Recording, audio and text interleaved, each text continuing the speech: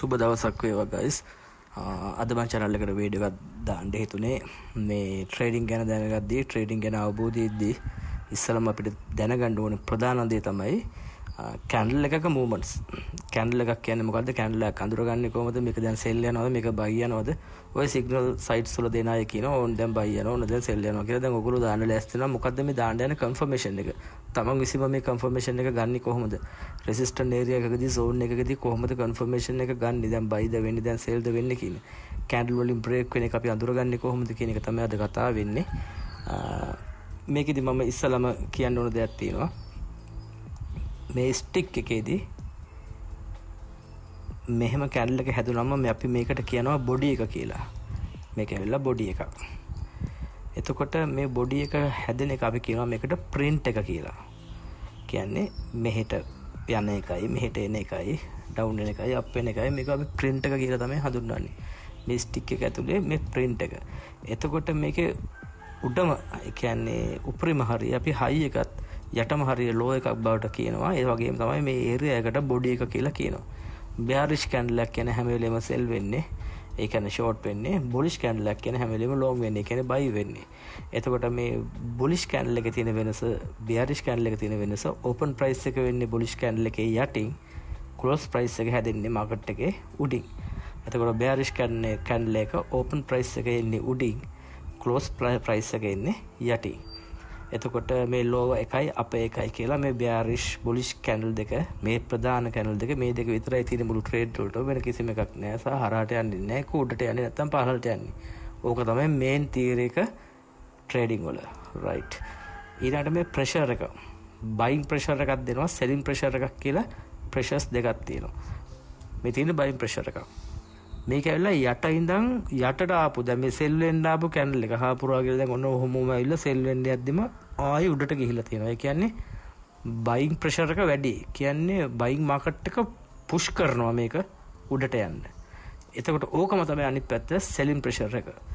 මෙහෙම උඩට ගියපු කැන්ඩල් එක ආයෙ මෙහෙම යටට එන්නේ මේක සෙලර්ස්ලා පුෂ් කරනවා මේක සෙලින් මාකට් එකක් බවට පත් කරන්න. එතකොට අපි මේකෙන් තීරණය කරනවා මේ තියෙන්නේ selling pressure එකක් කියලා සහ මේ තියෙන්නේ buying pressure එකක් කියලා. ඕක තමයි candle දෙකේ හොඳට බලාගන්න. මේ candle දෙක මේක යටින් තමයි එන්නේ. කියන්නේ මේ push කරලා සම්පූර්ණ වෙලා නැති stick එකක තියෙන කාලක වගේ print එකක්. මේක උඩ යට වෙනස් වෙන විදිහට තමයි අපි buying pressure ද selling pressure ද කියලා අඳුරගන්නේ. එතකොට resistance area එකක් තියෙනවා. මේ zone එකක් කියලා අපි හිතමු resistance area එකක්. break වෙලා මේ හැදුණා අපි දැන් trend line එක ගහගෙන තියෙන්නේ. එතකොට trend line එක යටින් එනවා මෙන්න මේ වගේ pressure candle එකක්.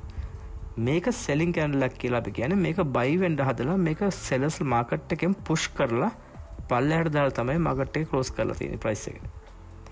එතකොට අපි confirm කරගන්න ඕනේ මේ selling pressure එකක්. resistance area එකකදී confirm කරනවා කියන්නේ මේක තමයි. දැන් මේ selling pressure එකකට තමයි මෙයා මෙල්ල ඇස්ති වෙන්නේ. ඊට පස්සේ ඔය වගේ strong candle හැදිලා ඔහම candle එක යනවා. මේකේ අනිත් පැත්ත තමයි buying pressure එක. resistance area එකකදී complete patch sell candle එකක් ආයි buyers ලා push කරලා උඩට ගියාට පස්සේ මේ මෙතනින් close වෙනවා price එක.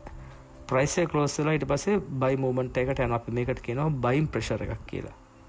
එතකොට මේක ඇවිල්ලා buyers ලා මෙතන candle එක sell වුණාට පස්සේ push back කරලා මේක උඩට දාලා කොමාරි මේ buy market එක resistance area එකකින් උඩට ගේන්න try කරනවා කියන confirmation එක අපිට එනවා. මෙතන තව ප්‍රශ්න ටිකක් තියෙනවා. මේ retest වෙලා එන ඒවා තියෙනවා, breakout තියෙනවා. ඒවා අපි ඉදිරියට කතා කරමු. confirmation එකේදී අනිවාර්යයෙන්ම මේ buying pressure එකක් ආවට පස්සේ අපි retest එකකින් තමයි අපි confirm කරගන්නේ දැන් මේක buy වෙන්න යන්නේ කියලා candle එකේ තියෙන movements එක බලලා. එතකොට bearish එකක් මේ විදියට හැදුනම sell candle එකක් බවට අපි දැනගන්නවා. ඊට පස්සේ වෙන්නේ sell candle එකක් බවට යන්නේ කියන එක. ඒකේ අනිත් පැත්ත bullish එකත් එහෙම තමයි. උඩට යන්නේ මේ stick එක මෙහෙම තිබ්බම මෙතන ඉඳන් push back කරලා buying කරනවා. push back කරලා මේක ඊළඟ candle එක buy candle එකක් බවට පත් කරලා තියෙනවා.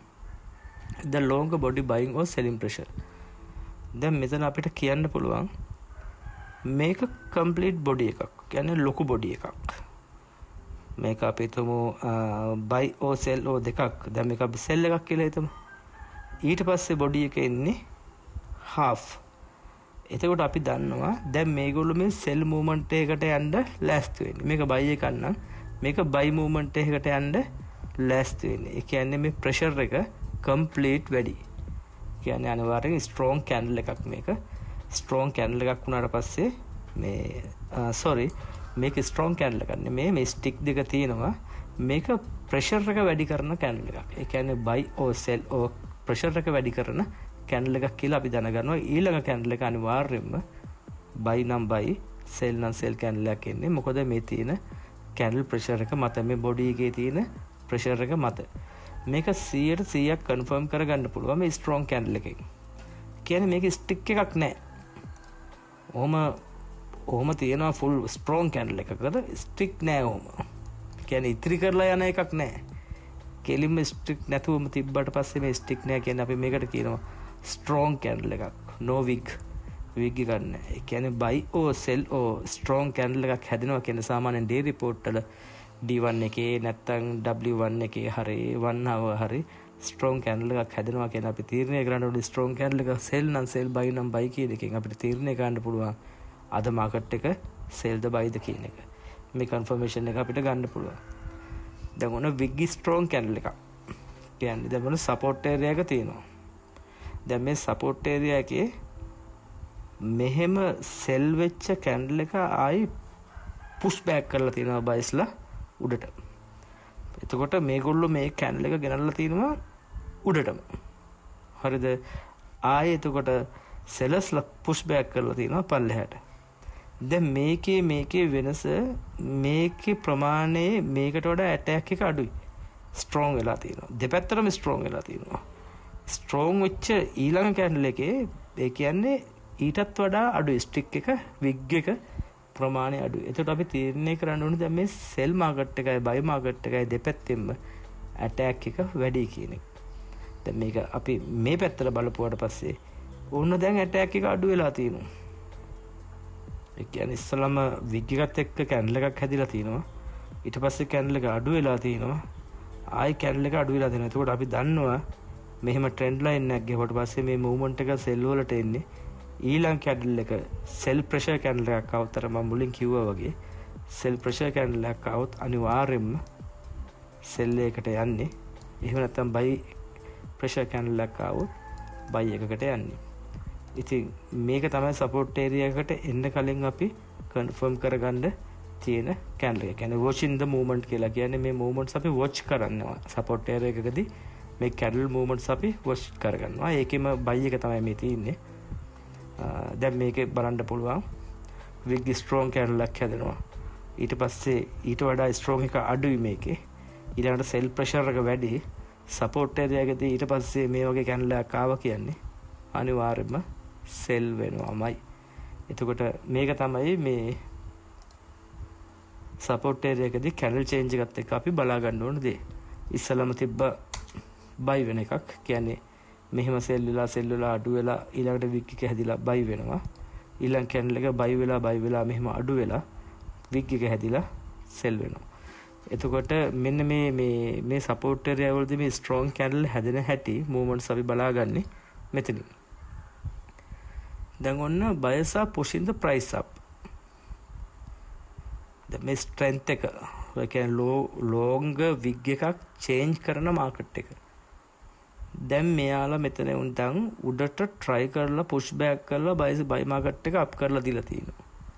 ආයෙ sellers-ලා attack කරලා මේ market එක මධ්‍යස්ථ තැනකට open එකයි close එකයි අරගෙන ආවිලා තියෙනවා. මේ පැත්තෙන් buyers-ලාත් attack කරලා තියෙනවා. ඊට පස්සේ strong candle එකක් හැදෙනවා buy candle එකක්. අනිවාර්යයෙන්ම ඊළඟ candle එක එන්නේ buy. මේ හොඳට මම මේක presentation එක මේ description එකේ දාන්න ඔයගොල්ලෝ download කරගන්න මේක. මේක ඉතාල වටිනව දෙයක්. සහ මගේ සිග්නල් ගෲප් එකේ ඉන්න අයට මම ගෲප් එකට මේ ප්‍රසන්ටේෂන් එක දාන්නම්. ඊළඟ එකක් තියෙන්නේ ඒකම තමයි සපෝස් සෝන් එකේ ප්‍රයිස් එක කොහොම පුෂ් කරලා ඩවුන් කරනවා. ඊළඟට පුෂ් කරලා ඩවුන් කරනවා මේ පැත්තෙන් බයි මාකට් එකෙන් අප් කරන්න පුෂ් කරනවා.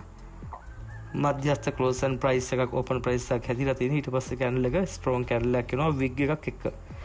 එතකොට අපි කන්ෆර්ම් කරගන්න ඕනේ මේක අනිවාර්යයෙන්ම සෙල් මූව්මන්ට් එකකට තමයි මේ එන්නේ කියන එක. එතකොට මේ බොඩි එක ෂෝට් විග් එක ස්මෝල් බොඩි ලොං විග් මේක ඇවිල්ලා මාකට් එක චේන්ජ් කරන්න වෙන දෙයක්. අපි තුමු සෙල් එකක් කියලා මේ ඊළඟ කැනල් එක හැදෙන්නෙත් මෙහෙම හැදිලා මේ පැත්තෙන් බයි වෙලා ආයි බයි එක පුෂ් කරලා මෙහෙම හැන්ඩල් තියෙන. එතකොට අපි තීරණය කරන්න ඕනේ මේ ස්ට්‍රෝං කැනල් එකක් එක්ක ස්මෝල් බොඩි ලොං විග් එකක් කියනවා කියන්නේ බිග් බොඩි ෂෝට් විග් එකක් එක්ක අනිවාර්යයෙන්ම දැන් මාකට් එක චේන්ජ් වෙන්න යන්නේ. මොකද මේ ස්ට්‍රෝං බොඩි විග් එකක් එක්ක එනවා කියන්නේ ෂෝට් විග් එකක් එක්ක ස්ට්‍රෝං බොඩි එකක් එනවා කියන්නේ ස්මෝල් විග් එකක් ස්මෝල් බොඩි එකක් එක්ක ලොං විග් එකක් එනවා කියන්නේ ඊළඟට වෙන දේ අපිට හිතා ගන්න අමාරු. එතකොට අපි අනිවාර්යයෙන්ම ලොංග විග් එකක් එනවා. නැත්නම් අපි බලන්න ඕනේ මේක චේන්ජ් කරගන්න යන්නේ මාකට් එක දැන් මේගොල්ලෝ. ඒ කියන්නේ අපි තුමු මේක සෙල් එකක් කියලා. ඊට පස්සේ මේ වගේ ආවොත් එහෙම කැන්ඩල් එකක් අනිවාර්යයෙන් මේක බයි වෙන්නත් පුළුවන් මේක සෙල් වෙන්නත් පුළුවන්. අපි ඒ වෙලාවට wait and watch ඉන්න ඕනේ. චේන්ජ් මාකට් කරන තැන් තමයි මේ දේ සිද්ධ වෙන්නේ. දැන් ඔන්න ෂෝට් විග් එකක් හැදිලා ස්ට්‍රෝං බොඩි එකක් ආවා. නෙක්ස්ට් කැන්ඩල් එකක් එනවා ඒ විදියට. ඊට පස්සේ ස්මෝල් බොඩි කැන්ඩල් එක එනවා. මෙහෙම ස්ටික් එක උඩ සෙලර්ස්ලා පුෂ් කරලා සා යටින් බයර්ස්ලා පුෂ් කරලා මේ වගේ මිඩල් කැන්ඩල් එකක් එනවා. එතකොට අපි දැනගන්න ඕනේ මේ ස්මෝල් බොඩි ලොං විග් එකක් ආවා කියන්නේ ආයි චේන්ජ් වෙන්න යන්නේ මාකට් එක. සමහර අවස්ථාවලදී ඔයාලා දන්නවා ඇති බිග් බොඩි ෂෝට් විග් එකක් ආවට පස්සේ අපි තීරණය කරනවා දැන් මේක බයි කිව්වා දැන් බයි වෙන්න යන්නේ කියලා කට්ටිය බයි දානවා. නෙක්ස්ට් කැන්ඩල් එකක් එනවා ඔහොම. ඊළඟ කැන්ඩල් එක මෙතනින් ස්ටාර්ට් වෙලා සෙල් මූව්මන්ට් එකකට ඇවිල්ලා ආයි බයස්ලා අප් කරලා මෙතනින් කැන්ඩල් එක ක්ලෝස් වෙනවා.